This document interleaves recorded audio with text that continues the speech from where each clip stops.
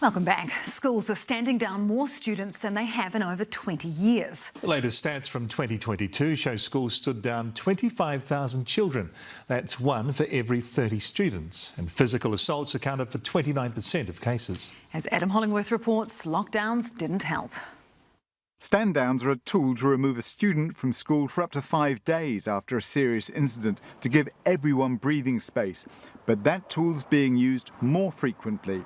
The numbers up by just under a quarter on the previous year. The vaping, alcohol, as well as violence, as well as that behaviour that we know was based on time spent out of school on social media that ended up brewing up into trouble in school gates.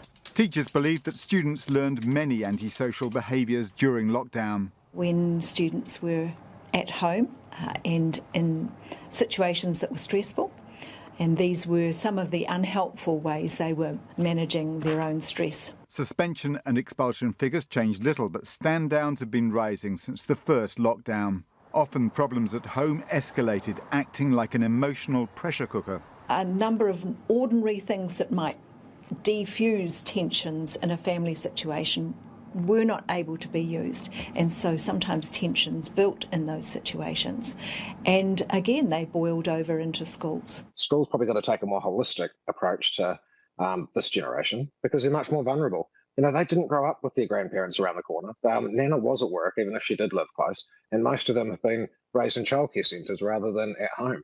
And with a short generation, that's made them a whole lot more vulnerable, and then they experience COVID.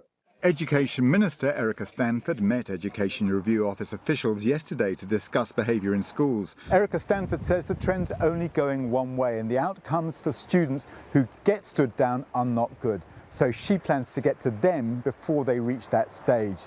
But first she plans to evaluate the most effective intervention programmes, then invest in those that work. Adam Hollingworth, Newshub.